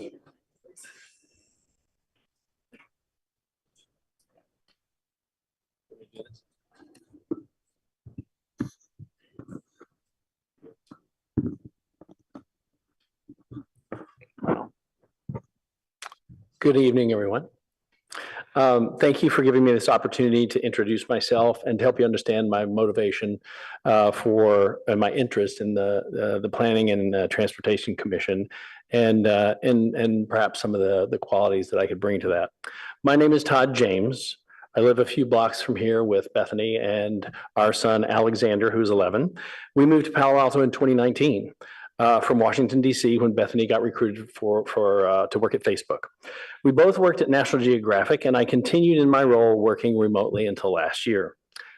Let me give you a little background to explain the skill set and mindset that I would bring to the PTC if I were asked to serve. The National Geographic was a nonprofit for most of the 26 years I worked for the magazine. I loved having a global audience of 40 million people in 28 languages, and the opportunity to constantly learn about new things and share what I discovered. Many of my favorite stories responded to ongoing public policy debates. I always tried to encourage people to see the issue more fully and not to lecture them. This special issue on cities is one example. Coincidentally, the first paragraph in this cover story features urban designer Peter Calthorpe driving down El Camino in Palo Alto, describing his vision for a transportation-centered urban design and a future less reliant on cars. I'm also proud of stories I helped craft on Darwin in the classroom and stem cell research when those were hotly debated topics. As senior photo editor, I was responsible for making sure the visual narrative was complete and journalistically sound. This required research, reporting, and synthesizing what I learned. This process took me to some interesting places. I drank tea and talked with Saudi princes in Riyadh to get permission to photograph there after 9/11. I climbed the cables of the Brooklyn Bridge with a photographer who I later learned was afraid of heights. I scouted a robotics labs in Japan for a story on human-robot social interaction. I even ran a stealthy underwater archaeology expedition from the back of a fishing boat off the Yorkshire coast of England. We were searching for John Paul Jones' ship, Bonhomme Richard. But there's an earlier chapter of my life that also explains my interest in the PTC. I grew up in a small town in Oklahoma. My father was an architect with a strong social conscience and the desire to use his skills and to make people's lives better. He had an amazing ability to see beyond what was in front of him and imagine what it could be. I learned from him at the dinner table and at the drafting table where I worked in his office during high school. And I even worked in construction on buildings that he designed. I watched him get federal funding to design and build affordable housing for the Chickasaws. He converted a derelict downtown hotel into elderly housing. He lectured around the country on architectural barrier removal 20 years before Congress passed the ADA Act. Whenever he saw a way to combine his skills, interests, and values, he stepped forward with fresh ideas and the drive to make them a reality. I grew up with that mindset. But journalism, by definition, is about observing, not acting. I'm proud of my work as a journalist, but I would like to be more involved in outcomes. Specifically, I would like to put my skills, my interests, and my values to work to make Palo Alto a better place to live. Thank you. Thank you very much. On PTC, you don't have an audience of 40 million. Just No, but maybe you can actually get something done that's rooted in the real world. In terms of rooted in the real world, shifting to that, you have a couple of items in your application about specific projects. Yes. Is there one that is either like super controversial that you know you'd have to work through, and or one that you saw that's already done that did that? Well, I guess I don't want to slide to the side of your question, but I guess one of the things I tried to say in my application is that I watched 12 hours of commission meetings And I saw different projects that, to me as a journalist, like each one is a different story and you just have to dive in the deep end and get the details and try and make sense of it. And then each to me seemed like a negotiation. But I think the thing that I took away from my observations, there were 3 projects that stood out to me, and forgive me if I'm repeating what's in my application. But there was one that was affordable housing, sort of build as affordable housing for teachers. I've asked my son's 5th grade teacher if she could afford it. She's been there. She's 4 years from retirement, and she said she looked into it. She can't afford it. I'm not saying that project shouldn't move forward, but I think it should be labeled what it is. And I don't think it should be billed as teacher housing if it's not affordable to most teachers. Maybe it needs to go forward, but I just kind of want to call a thing what it is, if that makes any sense. So I have to say, I really kind of fell in love with the Planning Transportation Commission because I loved how everybody sort of dug into the details and looked beyond the application and tried to connect it to, because each of these things, right? It's a building, right? But our cities are the spaces between the buildings as much as they're the buildings. And it seems to me that they operate on scales, right? I mean, it has to work on many scales, which are like long time scales, but they're spatial, but they're also the individuals who live around them. So I think I just saw how people were trying to negotiate those things. I mean, it seems like the city is clearly under pressure to build a lot of housing in a short amount of time. And it seems like, you know, we may lose. You would love to be proactive on all of this stuff, but it seems like we may not be able to do that between now and 2031. Okay. Sorry, I'm sorry, but I just want to make sure that other people have time to ask I beg your questions. pardon. Yep. Let's go to Councilmember Liu. Thank you for applying. So I hear your thoughts about I read your thoughts about the teacher housing projects, and I hear that too. And I read your thoughts about the town and country project, but you mentioned that you found or at least one complex on San Antonio very encouraging. Right. Can you talk more about what you liked and how you thought it was different or better than those other projects? Yes. So I think my takeaway from that was that, you know, there were several projects that were troubling, and that one seemed to almost everybody on the commission could find something they liked about it. And what I saw in that is that architect and that developer listened to the feedback from the commission, made some changes, and almost everybody on the commission could find something they liked about it. I mean, it was adding sort of ground floor retail or office, whether it was the traffic patterns there. I mean, everybody was kind of looking at, you know, all of the ways it would impact all of the benefits and the trade-offs. And it seemed to me that my takeaway is that if you conceptualize the problem correctly and you design it correctly and you execute on it, that you can get great outcomes. But I think you have to kind of be really focused on each one of those things. And I felt like that mostly my takeaway is that when the developer and the architect are listening to the feedback from the city and they respond to it, that you get a great outcome. Councilmember Whitcott-Ames. Thank you, Mr. Mayor. And thank you, Mr. James, for applying. You strike me as somebody who lives in the world of what's possible with tremendous vision for what future states might look like. And you're accustomed to doing research and then explicating findings through narrative, good narrative, and imagery. It's a little orthogonal to the actual work of the PTC, but were you on the PTC? I would hope that you would be able to articulate, narrate the concepts that we're grappling with, because the community needs to better understand what's going on. If you could give me a 30-second answer on, you know, the current snapshot, the current narrative and imagery of Palo Alto is what? If you could highlight where we're stuck, right? What would you say? How would you describe it? I would say it looks like a really big challenge to meet the state's requirements in 2031 to hit those 6,000. I would say that probably you can't get to perfect there. And so I would say you try and make good sort of compromises. I do agree with Peter Calthorpe that there's a lot to be said for developing El Camino, that corridor. I don't think you're losing vernacular architecture there. But I think that's one of many things you can do. I mean, I kind of got snagged on this because I was at the farmer's market and the planning council staff was like asking for community input. And I just geeked out on all the spaces that were available downtown. And when I walk my dog, I'm only 4 blocks from here. So when I walk my dog, I'm counting stories of buildings. And yes, I am very interested in, oh, sorry, you said 30 seconds, didn't you? I get kind of excited about both the big picture, but I think but where I really see myself plugging in is by watching those commission meetings. And I'm like, I have those skills and I'm really interested in this and I think I could help.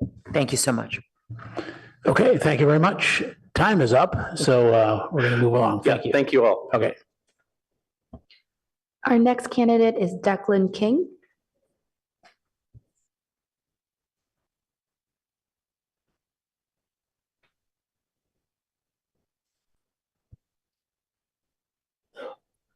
Hello.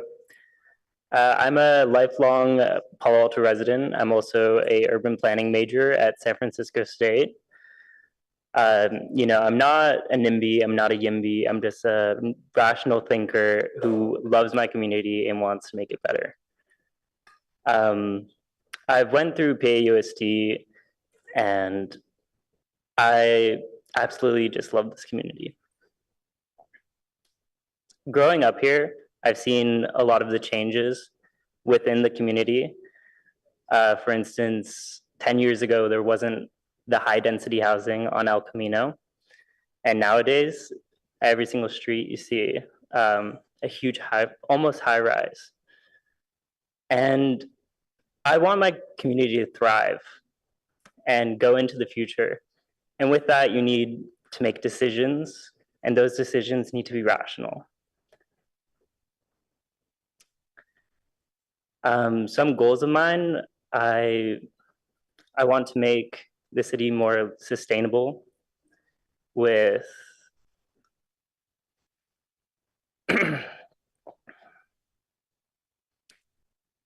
more ways to get around. I remember growing up, I used to take the shuttle to school. I loved the shuttle. And I remember there was a switch to Palo Alto Link and thinking it was kind of a cop-out. No offense, but yeah, I just want more ways to get around and safer ways to get around. You see, I'm on Nextdoor. Everybody's on Nextdoor these days, but a lot of problems that people are having are with like the almost moped electric bikes. And, you know, I love the bicycle boulevards. They're great, but reducing the speeds on them, maybe putting up some signs, some signage for bicycles, not just for cars, would, in my opinion, be a great idea. But yeah, I came here today because I want the best for my community, and I feel like becoming a commissioner and advocating for my community would be the best way to do that. Okay, thank you. Councilmember Burt, leading it off. Yeah, thank you. It's really great. We have 2 applicants who have many years in the community and not that many years in their lives. Thank you. And so I noted that in your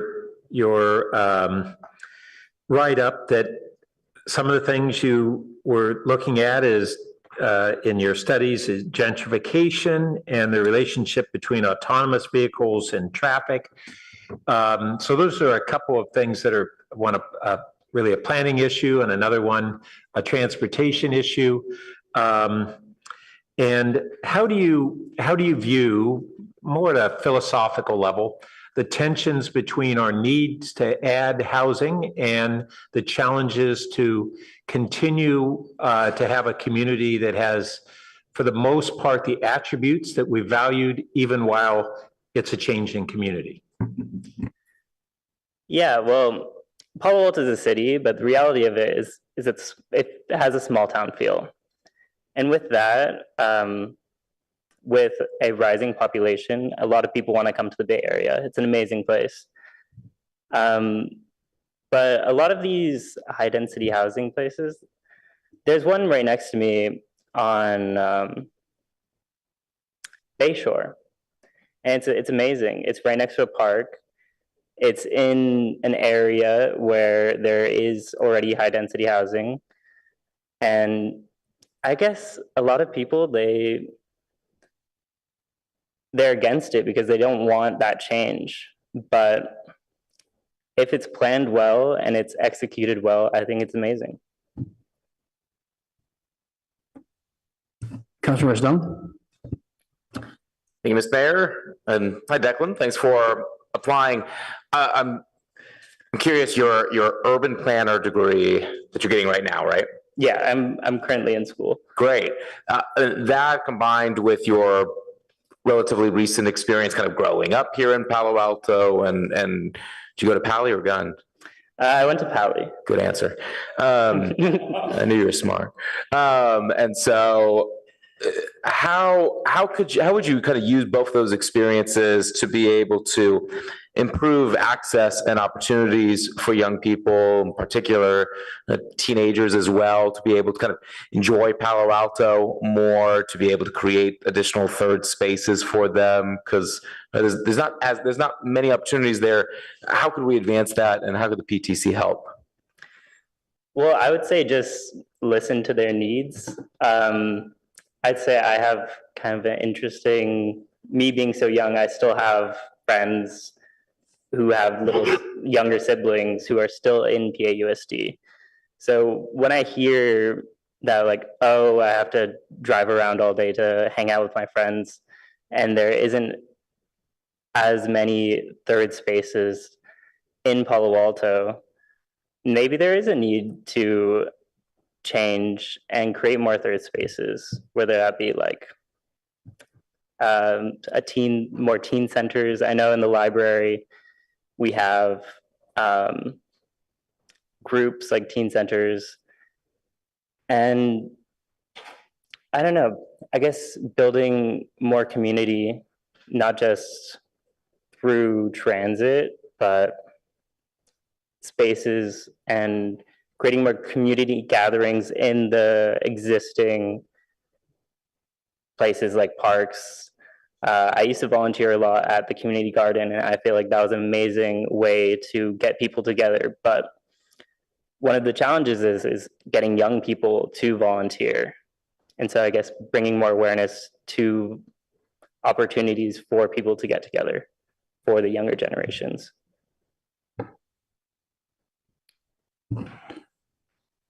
Okay, Councilmember Whitcutt Hames. Thank you, Mr. Mayor, and thank you, Mr. King, for applying. As my colleague said, it's lovely to see people who grew up in our community and aren't terribly old yet, interested in serving on this commission and getting involved in the city more broadly. I'm wondering if your urban planning studies have shed light on how a city maintains balance as an ecosystem where people from all ages ought to live and thrive. You know, there is a fear that a community can become a retirement community if it doesn't. Nothing wrong with retirement communities. If you want it to be a place where that will have children, that will fill its schools and so on, you've got to make it possible for young people to be there, as well as older generations. I wonder if you have any insight into what some of those pushes and pulls, those levers can be, some hard decisions we might have to make in order to ensure that this community is welcoming of people your age. Well, Sanford is right there. There's always an influx of young people coming into this community, but I guess there is kind of an exclusion between the older people and the younger people. There's no like collaboration between the two. So I think it would be interesting to have more wisdom being put upon the younger generations and maybe having more community places to gather. Thank you. Yeah. Okay, would you like to do a summary? Sure. So again, I might not be as qualified as the other people, but I love this community. I want to see this community do well in the future. I want to see a little bit of change, but gradual over time. And yeah, thank you.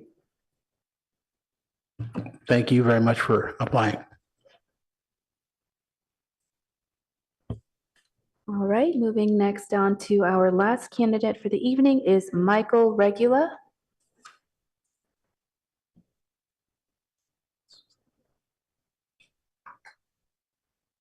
You made it, last one. Yep. Hi, everyone. I'm Michael Regula, a resident of the University of South neighborhood, and I'm asking for your vote to be appointed to the city's Planning and Transportation Commission. My wife and I moved to Palo Alto over a year ago. Our move was spurred by my wife getting a job in the Dorr School of Sustainability at Stanford. With a PhD in soil science and biogeochemistry, she manages a lab that is not only overcoming the challenges in her field of soil science and biogeochemistry, but also in subjects from geology to pharmaceuticals. I've been fortunate enough to be able to continue to work for the company I've worked for the last 6 years, Burla Carbon, which is based in Atlanta, Georgia.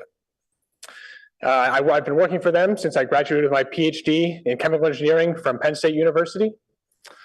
In my 6 years with Burla Carbon, my job has been to design materials for batteries, to improve the performance of batteries and other similar energy storage technologies.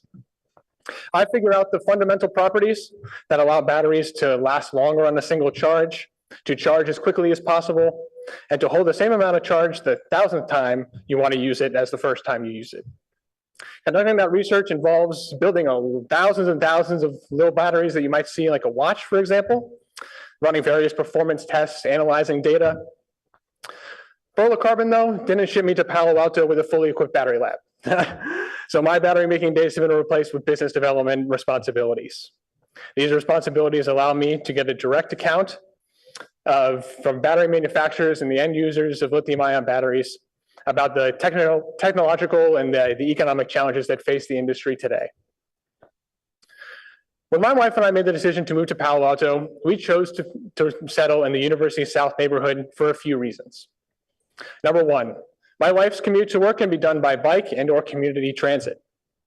Number two, living in University of South makes it viable to walk to the Caltrain, which we regularly take to go visit our family in San Mateo, to get to the airport to visit our relatives back east, and as well as to visit cities up and down the peninsula. Number three, University of South neighborhood is essentially all our day-to-day essentials and entertainment covered within walking or biking distance. We can get groceries by walking to Whole Foods or biking to Safeway. I've actually got to pick up ice for my wife after I'm done here. We can walk a few blocks to grab a bite to eat downtown or make a short trip to Cal Ave or Town and Country. I can bring my disc golf basket to the Stanford's IM field to be able to practice my favorite sport. Altogether, we chose to live in University South neighborhood because we value minimizing our impact to the environment and maintaining an active lifestyle. The choice to live out those values costs us $4,200 a month in rent. I'm thankful that both of us have stable, well-paid jobs that allow us to prioritize the environment, walkability, and bikeability when we made our housing choice to move into this area. I am confident that there are thousands of people that live and work in Palo Alto, thousands of people that live in the peninsula, and millions of people that live in California and the United States as a whole that want to have a similar impact on reducing carbon dioxide emissions and protecting our environment. But they can't because it's just too expensive to do it here. As a member of the Planning and Transportation Commission, my mission will be to support projects that lower the barrier for people to make an impact on improving our environmental outlook, which includes those that lower the cost of housing and emphasize the widespread adoption of safe, emissions-free transportation. The city of Palo Alto has thankfully made some excellent decisions already, thinking about that mission that I kind of just laid out. One area that several charter decisions have already been made is with the city's housing element. Recognizing the need for more affordable housing, the city has committed to going above and beyond the state's mandated housing requirements. Increasing the housing supply will ensure that affordable housing is made available to everyone that wants to work here, from teachers to custodians, from nurses to accountants, from chefs to construction workers, one in which people from all walks of life can live and thrive. Another important detail is that many of these developments in the housing element are slated to be near community transit along corridors like El Camino Real, University Drive, and San Antonio. This council recognizes the strong connection between quality housing and effective transportation networks that I think many municipalities struggle to grasp. Another area that I've seen as a great source of community pride is Palo Alto's Safe Routes to Schools initiative. A remarkable 58% of students in the Palo Alto Unified School District walk or bike to school. This program should be viewed not only as a model for the region, but as for the nation as well.